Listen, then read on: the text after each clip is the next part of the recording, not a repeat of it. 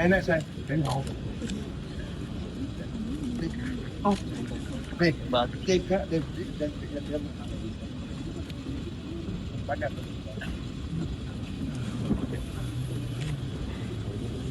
Terlambat. Oh iya.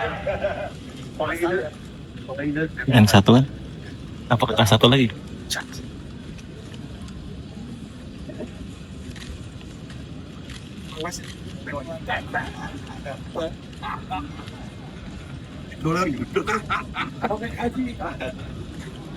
Boleh nggak?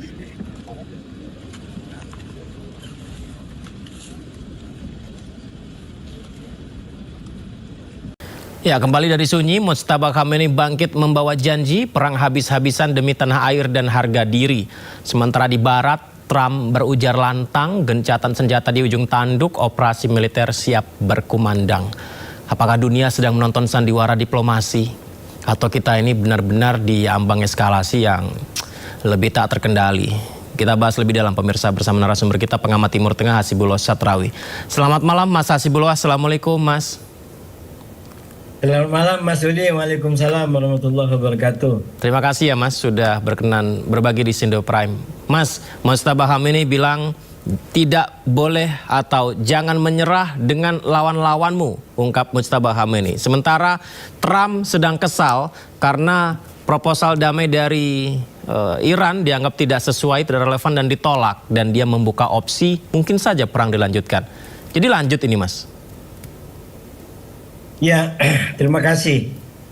Sebelum kita sampai konklusi apakah ini lanjut atau tidak, menurut saya kita harus memiliki kesabaran untuk mengurai satu persatu, membahas satu persatu varian-varian dari perkembangan yang ada.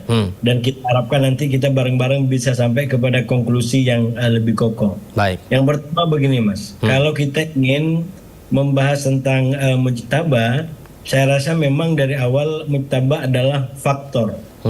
Saya menyebut Mujtaba secara khusus sebagai faktor 231.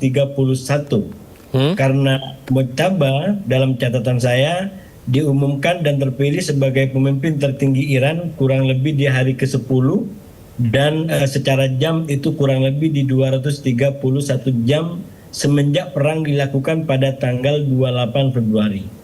Nah, kenapa saya katakan sebagai faktor? Kita kilas balik dulu sebentar.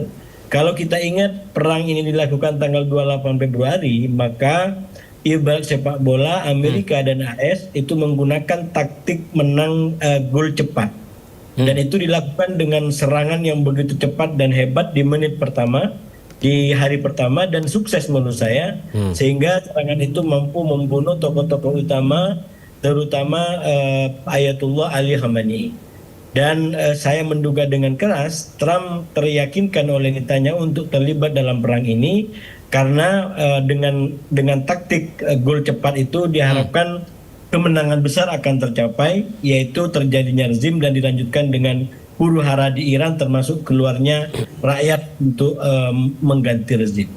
Dan kita lihat setelah Ali Khamenei meninggal, itu menurut saya Iran cukup kelabakan. Kita bisa lihat di hari pertama, kedua, ketiga dan seterusnya, di mana memang cukup kaget menurut saya dengan adanya serangan yang serentak dan sangat kuat. Nah, peperangan atau permainan baru mulai ada perubahan secara signifikan menurut saya ketika Mujtaba dinyatakan dipilih dan diumumkan, yaitu pada hari ke-10 atau di jam kurang lebih 231.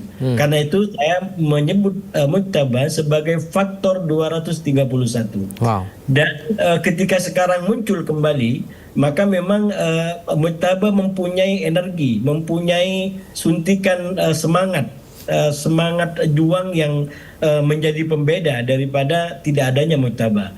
Sekarang setelah Mujtaba dinyatakan lebih baik, saya tidak menggunakan istilah pulih tapi menggunakan istilah lebih baik karena bisa ketemu dengan Mas'ud Pezeshkian dan satu pimpinan militer. Kemudian sudah mulai terasa harismanya, terasa suntikannya, terasa sentuhannya, sehingga mampu menyuntikkan spirit perlawanan, spirit perjuangan. Dan itu dalam pandangan saya membuat sikap Iran, diplomasi Iran itu semakin kokoh dengan istilah diplomasi tangan di atas. Tapi menurut saya Mas Yudi, jangan kita analisanya istilahnya sembrono juga gitu. Karena walaupun Iran mengalami pengukuhan sebagai diplomasi tangan di atas mengontrol keadaan, menurut saya itu bukan hanya dicapai karena faktor mujtaba yang baru muncul katakanlah 2 hari 3 hari ini.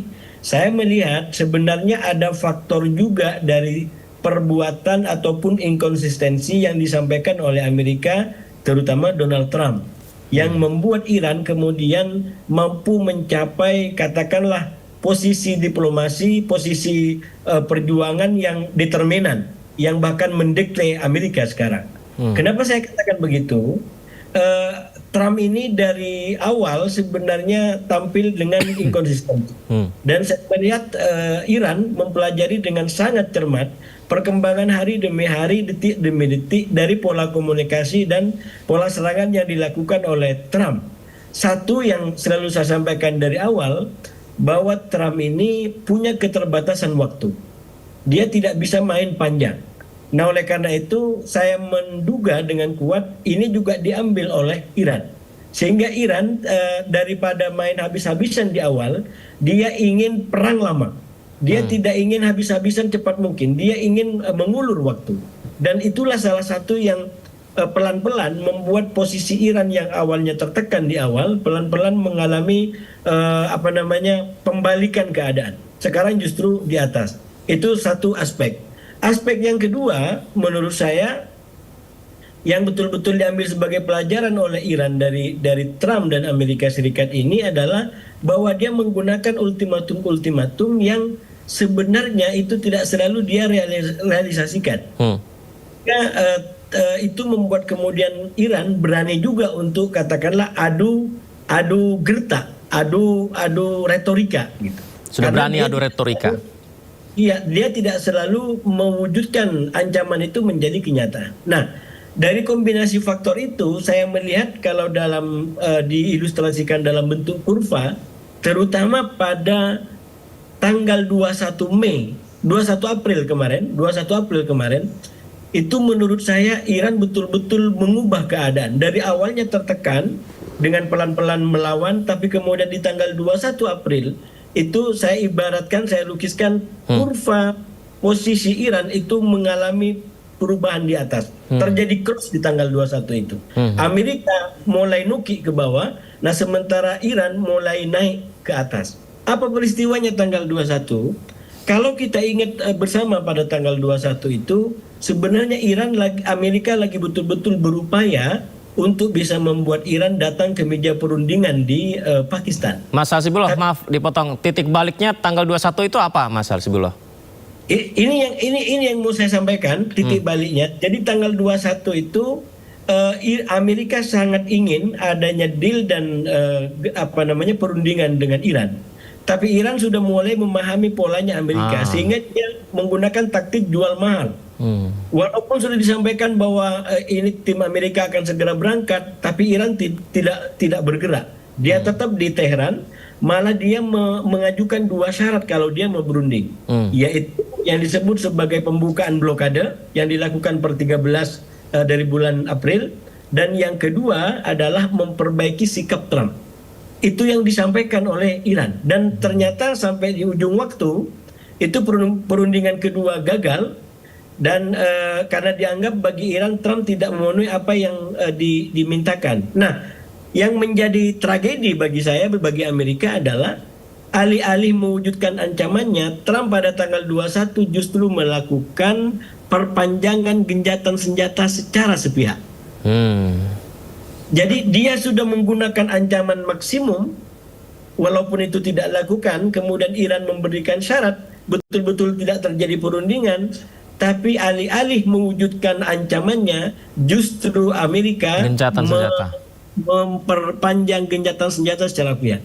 Jadi di tanggal 21 itu yang saya bilang, kurva sudah mulai nge-cross, Iran mengalami peningkatan secara diplomasi dan posisinya, sementara Amerika terus menukik.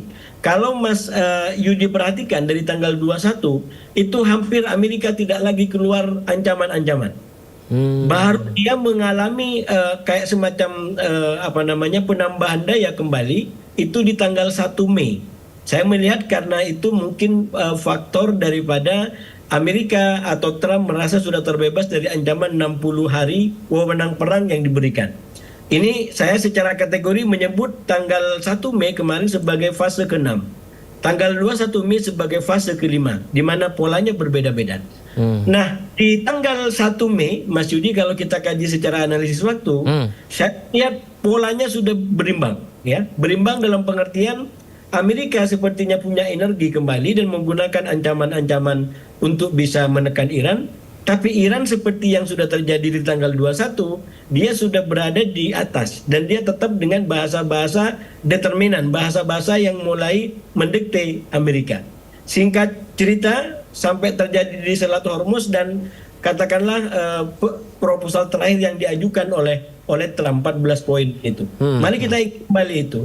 Proposal itu bagi Trump adalah yang terakhir dan kembali Trump menggunakan ultimatum. Kalau ini tidak langsung disetujui, maka kita akan kembali ke perang. Trump memberikan waktu 48 jam. Tahu apa yang terjadi yang dilakukan oleh Iran? Sampai batas waktu 48 jam Iran tidak memberikan jawaban. Tidak memberikan jawaban.